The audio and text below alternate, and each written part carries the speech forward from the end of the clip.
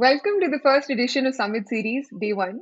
We wanted to use this space to talk about the stories and the journeys of the companies we partner with in a free flowing conversation between founders and our deal teams.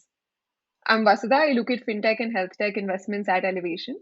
And we have with us Anup, co founder at Mintifi, and amongst the newest additions to the Elevation family. Anup's going to be talking more about Mintifi, but as a very quick overview, Mintifi powers BNPL products for distributors and dealers of large anchors, allowing them to purchase inventory on credit and hence increase sales across the supply chain. At Elevation, we're big believers in contextual financial services, especially in the B2B world. As supply chains get more organized, be it online or offline, we think financial services are going to be a big enabler. It could take the form of seamless in platform payments. It could be very relevant contextual products providing credit at the point of sale. Or it could be very thoughtfully designed insurance. Already, Mintify powers over 100 blue chip anchors like Jockey, Nippon, Tata Motors, and Berger. And we're excited to be joining hands with them, joining Norwest along with IFC and Low Capital. Thanks for taking time for this, Anup, and welcome. Thank you so much, Vasudha, for having us here. Super excited to partner with Elevation and look forward to an interesting chat today. Awesome. So, Anup, maybe it'll be good to start from the start. Maybe we can talk a little bit about the genesis of Mintify. How you, Sanjay, and Ankit decided this was the one space you wanted to go after. And Sure. how did you go about just etching out the business model? Slightly long drawn conversation here, Vasudha. It's a journey that actually started way back when I was in investment banking. As you know, I was part of Jefferies Investment Bank, spent nearly 16 years overall as an investment banker. Back in 2015 and 16, when I was evaluating my next move, there was hardly any big, so to say, businesses that were built out of the B2B market. And not to say that this market was not large. I think the market was as large as a B2C market. But for some reason, all the inefficiencies that you can think about, be it in terms of people still, doing transfers in terms of writing checks to each other, the suppliers have to the one who are offering credit to their distribution partners. So all kind of inefficiencies that you can typically think about existed in the market, and that's got us excited. That's where really we said maybe that's where we would like to spend the next 5 or 10 years of a career trying to build something out and build in a product which is going to help us achieve what we planning to do on the entire startup side. Not to say that we had a great understanding about the product, to be honest. I think it was more about saying that we need to do something in the B2B space. And then as we went deeper into that journey, started talking to the clients, started talking to a lot of our customers, is when we realized that one big thing that people are talking about is the entire SME lending, right? I mean, everybody says, hey, what's a big market opportunity? You're talking about a $400 billion plus, gap that exists in the credit market for the SME industry alone, right? There are 60 million plus SMEs in this country. But unfortunately, the product fitment that is out there in the market was pretty poor. Most of the uh, fintech companies or the old traditional banks or NBFCs, the kind of products that they were selling to these SMEs were not tailor made to the cash flow requirements of these SMEs. And that's where the real fitment came in, where we said, hey, you know what, a combination of two or three things. One, the entire B2B ecosystem, which is essentially to say the supply chain network of all these large corporate partners, combine that with a product fitment that meets the requirement of these SMEs and couple of other inefficiency that exist in terms of a DSA network, the data not being available, there not being a hook in terms of getting your payments back in case if somebody defaults and so on and so forth. All of those efficiencies can be brought in through one single platform if you were to build a product which on one side ties up with various corporate partners in this country who have massive distribution network, a lot of SMEs who are connected to their network, and these SMEs are looking for working capital to buy inventory from their principal suppliers. And that's where we came out with this entire product, which is BNPL for the B2B segment, where these SMEs can use our credit line to buy inventory from all the various principal suppliers that they're working with. Of course, in this journey, we started with this one solution, which is the lending solution. But over a period of time, as you kind of got more deeper into the ecosystem, you realize that the opportunity doesn't just stop at doing the lending business. You can, over a period of time, you can build B2B payment stack. You can build a complete commerce stack on top of that as well. So Mintify as an organization today is building a full stack solution across the supply chain, be it in terms of lending, payments, as well as commerce. And pretty excited about it. No, that's fantastic. And the success of the model is predicated on us being able to win these anchors. And while today we boast of a very enviable set of logos, if I Yeah. think back to our early days, right, when we're starting from scratch, how did you go about navigating these relationships, right? Because these are the who's who of the world. They have Yeah. most of the traditional banks already engaging with them. So how did you go about winning some of the early clients? Yeah, that's a great question, Vasudha. A lot of times when today we pitch, our platform to any of our investors or to the lending community, the starting point is complete disbelief. You can't have a Jockey, you can't have a TTK Prestige or a Tata Motors working with Mintifi, right? I mean, we are too small an organization for any of these brands to actually entertain us. And imagine a situation, this is 5 years hence, when we are at a reasonably decent scale, we have a large ecosystem that we've built out, there's a tech platform and so on and so forth. 5 years before, there's nothing, right? I mean, there was just a couple of people out there who had some experience, but we didn't have the capital, we didn't have the tech platform. So I think a lot of this happened through a lot of personal relationship. Of course, a lot of things happened through where these were existing clients of ours who took, I would say, almost like a blind faith on us to say, you know what, we know these guys, and they come from at least a strong, professional background, and it's okay to kind of experiment with that. Honestly, I think without the belief of these large brands to trust us, to get access to their supply chain, to trust us with their data, it's not an easy task, right? Especially when you don't have the balance sheet, you don't have the tech platform, and so on and so forth. So the initial, I would say, first of two of the, couple of those clients came in through our personal contacts of, having worked with these clients in the past. But over a period of time, I think it's the entire network effect that built in. When you kind of got into one industry and you got the first couple of logos in that industry, there was a big network effect that came in, where five of the other players in that industry started, coming onto our platform as well.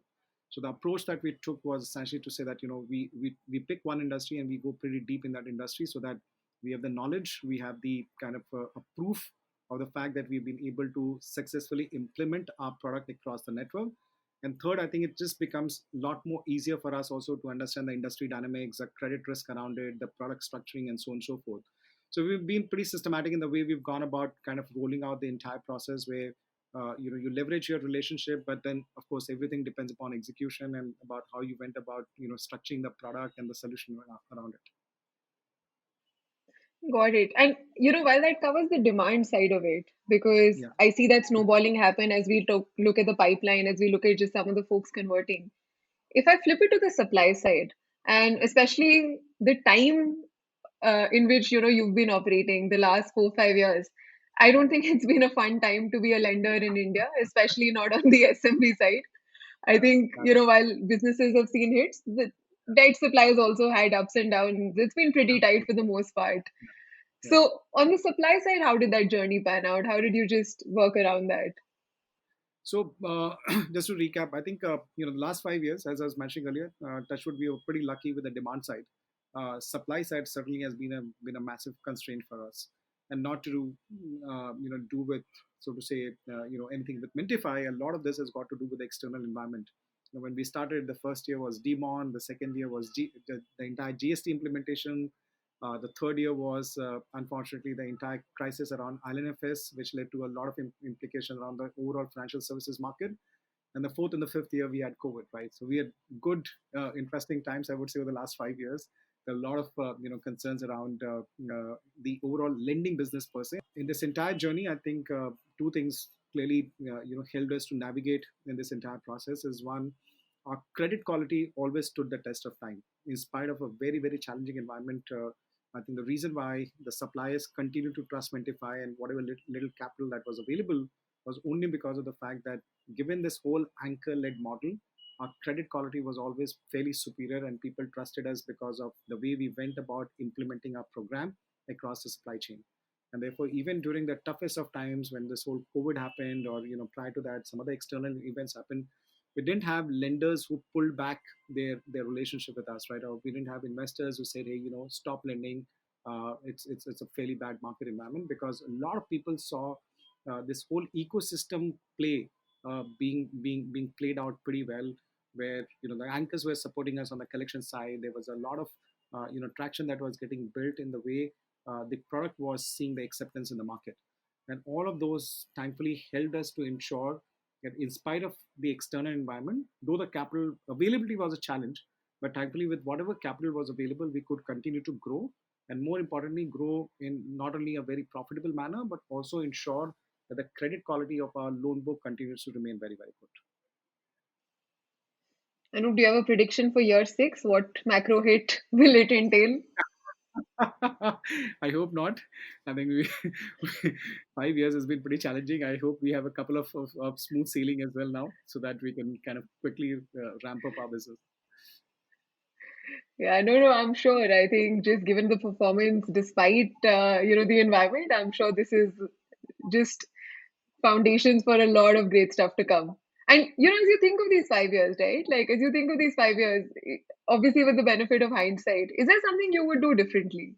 Not really. I think we've been pretty lucky, I would say. Number one, to have some very very high quality management team who understood the challenges that were there in the external environment and did not go overboard on lending in any particular industry, any particular anchor, or took what we call as a bulky credit exposure across any of the supply chain networks. Of course, this all seems like the right decision given where we are today, but yes, it's pretty challenging, right? And back in the day, we didn't know how to go about collection. On one single day, the entire economy came to a standstill for good 2 to 3 months. You couldn't step out of the house. You don't know what will be the state of your buyers. So there was a huge pressure on the team to take the right decisions, as to how do you go about navigating this entire external environment. But I think we took some right decisions, and thankfully we were able to navigate it pretty successfully. No, 100%. I think that really resonated, especially with a lot of folks on the debt side that we also spoke to, right? I think they really, really admired your focus on just business fundamentals in probably the toughest time that India's seen for a lending business in the last couple of decades at least. Yeah, it's been tough. So Absolutely. I mean, I think for everyone, including us, and more, it's also an event that none of us have actually ever witnessed as to how to even handle it, right? So a lot of questions were thrown at us at how are you going to do this and how are you going to do that, and we ourselves were clueless, trying to grapple with multiple things around us. But I think collective decision of all of us, and of course our board and our investors, all of us helped us to navigate through these challenging environments. awesome. And now I'll flip it a little bit, right? I think we spoke a lot about journey on day zero, journey on day one, and then the last few years.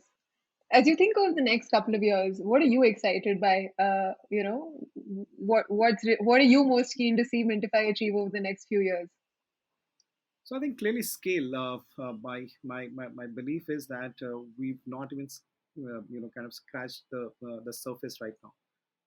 Given where we are today in the overall supply chain, and given the way our product has seen acceptance in the market, when we look at any kind of metrics, right? When we look at borrower stickiness, when we look at their churn, when we look at their utilization, all of those metrics puts in a lot of belief in the fact that number one, there's a proper product fitment out in the market, there's a demand for our product, there's a lot of support coming in from these various anchor partners to push our product across their distribution network. So when I look at all of these things, clearly I think we are in the right track. Of course, with growth, that would essentially also means there's a lot of operational issues, there would be a lot of system challenges and things like that. But I think so far we remain disciplined, and so far we continue to do what we've done in the past. My belief is this is a fairly large opportunity that we are sitting on, and we are probably not even at the tip of the iceberg right now, right? I mean, the opportunity is humongous in front of us, and if we just continue to stick to what we are doing, I think we should have a reasonably large outcome for us. I would venture further than reasonably. I think these rails are going to be super sticky and super powerful, right? Because I think we're wedged very deeply into the supply chain across different stakeholders, be it the anchors, be it Yeah, the debt folks, be it folks on the distributor and retailer side.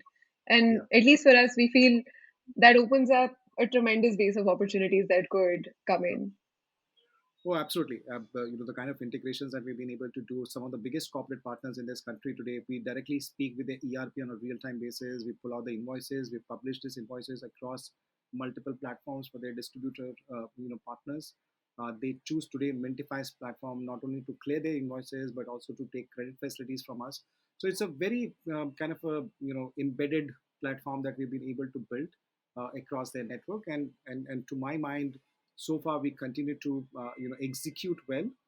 These are deep integrations that typically you would not want to disrupt until unless we kind of screw up in any big way. And that's clearly what we're seeing. Not only we've been able to hunt a lot more newer corporate partners, so to say, we've also been able to mine a lot more with our existing corporate partners. So it's kind of a growth coming in from two ways. On one side, you're continuously getting in with more and more relationships to onboard newer corporate partners, and on the other side, you're also able to mine deeper across the supply chain network of these corporate partners. And that's collectively will help us to kind of achieve a fairly strong growth is what I believe is. Awesome. So on that note, let me ask Vasudha, a couple of questions. We've been in discussion with Elevation probably for the last 2 to 3 years, right? And every round we came pretty close to getting funding from Elevation, and then for whatever variety of reasons, we probably did not make the cut.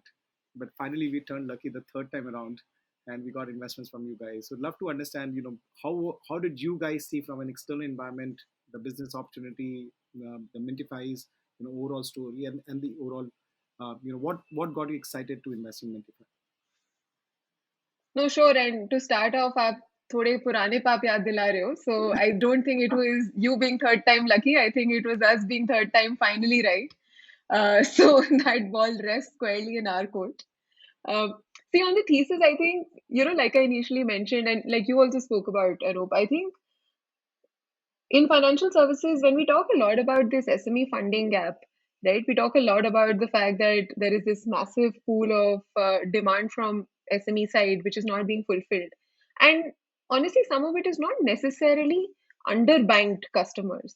It is underserviced customers who may be banked today. So even if we look at our base today, right, these are folks who do have banking relationships, they do have banking products available. I think the gap comes in saying, how do we create relevant products for the use case? A term loan will not suffice for a 30-day, 60-day, 90 period for someone who is looking to immediately purchase inventory, will realize the sales on it and is able to pay back. It'll just have undue interest charges that they'll carry if they choose to go that route. So I think the gap which we have been excited, the space we've been excited by has been someone who reimagines some of these products ground up and delivers them in a fashion which is relevant, which is contextual, and easy for someone to consume. So I think for us, being present right at that point at which a distributor is making a decision, having them the option to pay in cash, giving them the option to pay in credit, that becomes a very powerful proposition. So I think just from an overarching standpoint, the fact that we were able to create a product which is very tailored to the needs of this end user, which is at a point in their purchase journey where it's absolutely low friction, that's something that gravitated us. And obviously there are a ton of benefits that come from being part of the supply chain. It's a known end use, we're disbursing directly to the anchors, so there's a lot of comfort and safety in this product. uh, all our acquisition is aggregated, all our underwriting is supported by very proprietary real data coming from the anchors on their vintage. So it should be both low cost and higher quality than a traditional product, and all of those things gravitated us to the model as a whole. I think where we really found a lot of comfort in Mintify was just the execution in the team, Anup, that you have. I think in terms of execution, it was super interesting to see that, once we have a cohort of distributors start to use this product, it builds on to perpetuity, right? Our oldest cohorts are still active. Their AUM retention is over 100%. So unlike a traditional loan, which will churn down from an AUM perspective and you'll constantly have to acquire new borrowers, this to us really stood out, right? Because you could build a recurring sort of business on a very traditional lending product, and that was very powerful. Um, and I think just the way you built the team in terms of the resilience you've all shown in the last few years, in terms of the capital efficiency, I don't think I have come across many lending fintechs who are profitable. So that's definitely a plus. I think just all of those attributes contributed to us being able to finally, come in and make up for our past sins and have the fortune of partnering with Mintifi finally. No, thank you. This is super helpful, Vasudha. And of course, it puts a lot of onus back on us to ensure that we deliver up to your expectations. But appreciate your validation on a model and super excited to partner with you guys. Awesome. Likewise, I think it's going to be just the start. Like we call this is day one today, and we have a long road to go, and quite excited to see what that holds. Lovely. Thank you so much. Thank you.